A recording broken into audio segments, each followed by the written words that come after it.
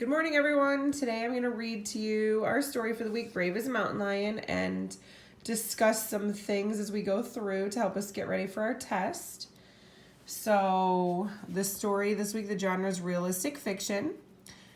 Realistic fiction is a story that did not happen, but the characters, places, and events in the story seem real.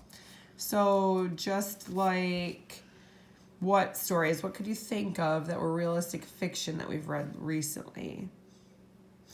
Like a Kiak last week, that was realistic fiction, right? The dogs didn't talk. And there's really a sled dog race called the Iditarod in Alaska. So there's one. And maybe you can think of some others. I'm sure you can. Our comprehension skill. Author's purpose. As you read, determine whether the author wrote the story to entertain, to persuade, or to inform the reader. And you do have a worksheet in your worksheet packet about this later for this week. And we've talked a lot about that this year. Mostly we've read stories that entertain us or inform us. We haven't read too many that persuade us. And our focus questions. Why do we need to have the courage to stand up to our fears? And have you ever had a fear of standing up in front of an audience? Maybe you've had to read at church. I know a lot of you did that already this year and that was scary. Maybe you had a dance recital and that was scary or something similar. All right, so here's our story, Brave as a Mountain Lion by Anne Herbert Scott. It was snowing hard. Pressing his face against the cold glass of the living room window, Spider could barely see his father's horses crowding against the fence. Soon the reservation would be covered with darkness. Spider shivered. Any other night he would have been hoping his father would reach home before the snow drifted too high to push through. But tonight was different. Tonight he dreaded his father's coming. In his pocket, Spider could feel 2 pieces of paper from school. One he wanted to show his father. One he didn't. Not tonight. Not ever. Do you think that he got in trouble at school? Yes. That's my first thought. Zoe says yes. Beside him on the couch, his sister Winona was playing with her doll. Lucky kid, thought Spider. Winona was too little to worry about anything, especially school. So there we have Spider looking out the window all worried. Just then, Spider saw the blinking red lights of the snowplow clearing the road beside their house. Right behind him came his father's new blue pickup. Spider sighed. At least Dad was home safe. Now the trouble would begin. Winona ran to the back door, but Spider stayed on the couch waiting. From the kitchen, he could smell dinner cooking, his favorite, deer meat. But tonight, he didn't even feel like eating. Soon, he heard the sound of his father and his brother Will stomping the snow from their boots. Spider's father came in with an armful of mail from the post office. He hung up his hat and jacket on the pegs by the kitchen and stretched out in his favorite chair. So what did you do in school today? He asked Spider. Not much, said Spider, feeling his pocket. Did you bring home any papers? Spider nodded. How did his father always know? Let's take a look, said his father. Spider took the first paper from his pocket. Here's the good one, he said. Spelling, 100%. Every word correct. Good for you, son. But Dad, I'm in trouble. Spider shoved the other paper into his father's hand. The teacher wants me to be in the big spelling bee. Oh no, that's it. That's the trouble. Spider's father read out loud, Dear parent, I am pleased to inform you that your son Spider has qualified for the school spelling bee, which will be held next Thursday night. We hope you and your family will attend. Spider's mother and grandmother came in from the kitchen with a platter of deer meat and bowls of beans and corn for dinner. That's a good report, little brother, his grandmother said, smiling. But I won't do it, said Spider. Why not? Asked Will. I'm too afraid, said Spider. But you're a brave boy, said his father. Why are you afraid? Would you be afraid if you had to be in a spelling bee? Dad, said Spider, you have to stand up high on the stage in the gym and all the people look at you. I'm afraid my legs would freeze together and I wouldn't be able to walk. And if I did get up there, no sound would come out when I opened my mouth. It's too scary. Oh, I see, said his father. Spider's mother put her hand on his shoulder. You must be hungry. Let's eat. After dinner, Spider sat by the wood stove doing his homework. Dad, were you ever in a spelling bee? He asked. As a matter of fact, I was. Were you scared? I was very scared. I didn't even want to do it. But then my father told me to pretend I was a brave animal, the strongest, bravest animal I could think of. Then I wasn't afraid anymore. So we have Dad giving him advice. You'll see some more advice later. Later, Spider sat up in bed thinking of animals who weren't afraid of anything. Above his head hung the picture of a mountain lion his dad had painted for him. How about a mountain lion, the king of the beasts? Spider took his flashlight from under his pillow and shined its beam on the face of the great wild creature. Brave as a mountain lion, he said to himself in a loud, strong voice. Brave as a mountain lion, he repeated in his mind as he was falling asleep. I'll try to be brave as a mountain lion, he whispered to his father the next morning as he brushed his hair for school. Oh, did you hear Frances? She's meowing. Franny.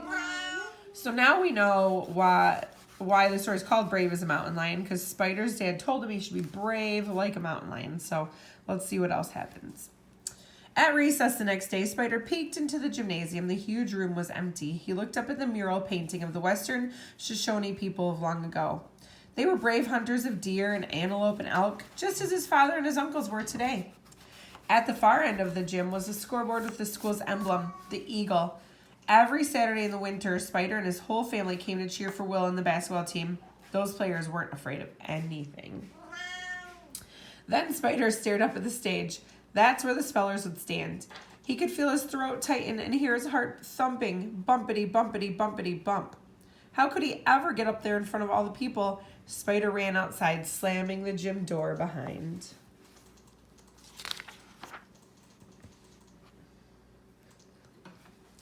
That afternoon, it was still snowing.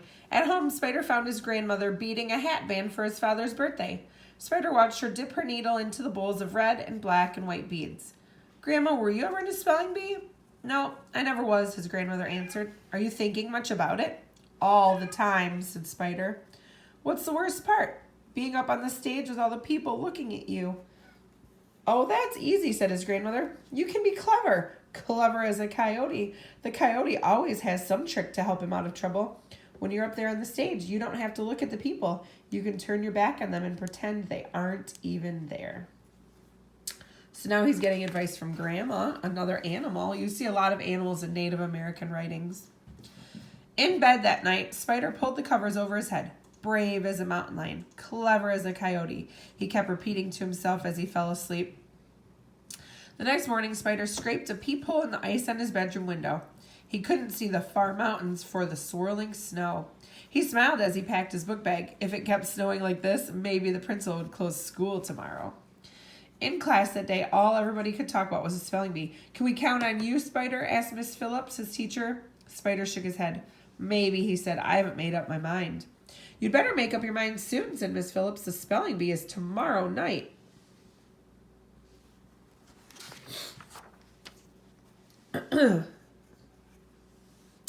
After lunch, Spider walked by the gym door, but this time he didn't open it. He didn't have to. He remembered just how everything looked. Scary. When he thought about it, a shiver went all the way down his spine. By the afternoon, the snow had piled in drifts higher than Spider's head. Spider got a bowl of popcorn and went to the carport to watch Will shoot baskets. Time after time, the ball slipped through the net. Will almost never missed. How about some popcorn for me? Will asked his little brother. Spider brought back another bowl from the kitchen. Are you practicing for the spelling bee? Asked Will. I've decided not to be in it, said Spider. I'm going to be brave when I'm bigger. Brave when he's bigger. That's pretty funny. Will nodded. I remember those spelling bees. Were you afraid? Asked Spider. I was scared silly, said Will. I was so scared I was afraid I'd wet my pants. Then I learned the secret. What's the secret? Asked Spider. To be silent. Silent? Asked Spider. What does that mean? Or what does that do? It keeps you cool. When I have a hard shot to make and the whole team depends on me, that's when I get very silent. Spider didn't say anything. He just watched his brother shooting one basket after another. Then he saw her. High above the shelves of paint and livestock medicines was a tiny insect. It was his old friend, Little Spider. Dangling on a long strand, she spun a new part of her web. She was silent. Silent as the moon. There he is looking at Spider. Spider looking at Spider. Now we're going to hear some backstory about that. Spider laughed. How could he have forgotten? Grandmother often told him how when he was a baby in his cradle board, he used to watch for hours while little Spider spun her web above his head. She had been his first friend ever since his family had called him Spider. So there we go. He's called Spider because he loved looking at a little spider when he was younger. Taking the stepladder, Spider climbed up close so he could watch the tiny creature. How brave she was, dropping down into space with nothing to hang on to. And how clever, weaving a web out of nothing but her own secret self. Say something, he whispered.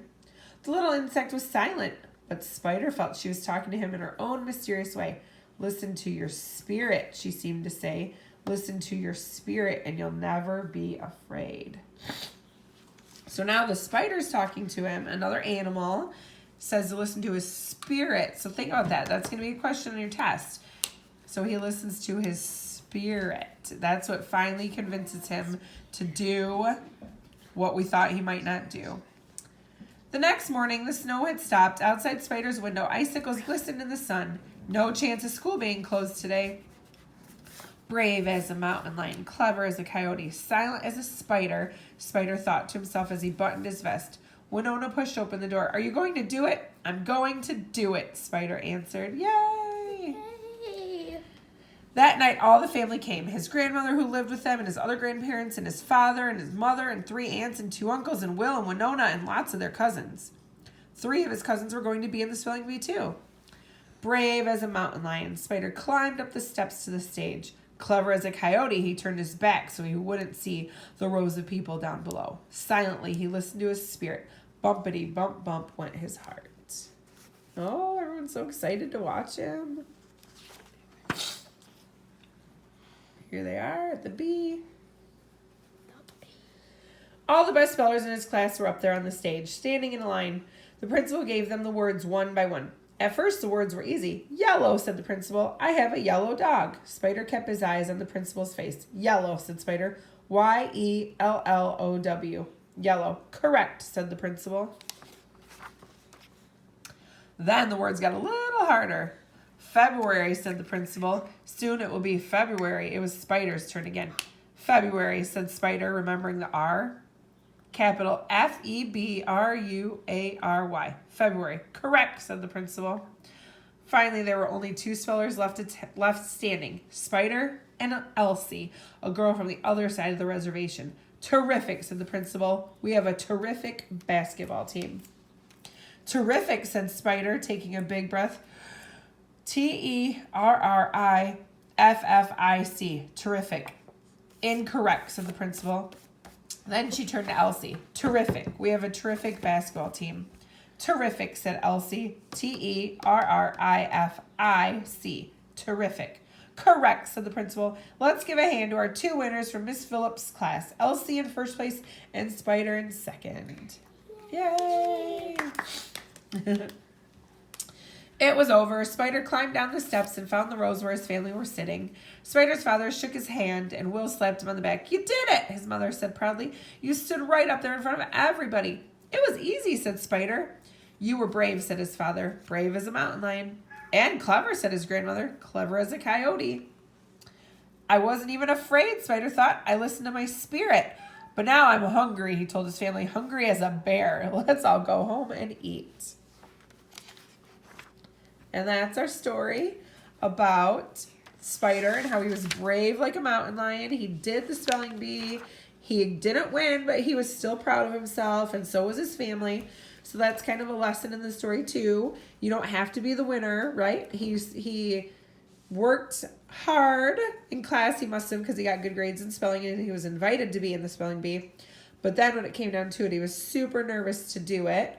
But then he did it, and he was so proud of himself, even though he didn't win.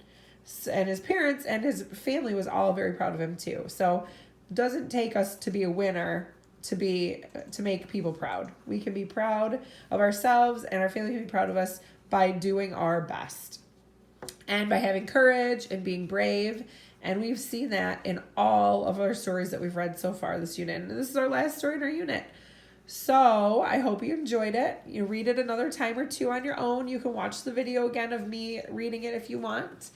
and work hard on your test because this is your last test for our Courage unit. So have a great day, and I'll post some more videos later. Bye.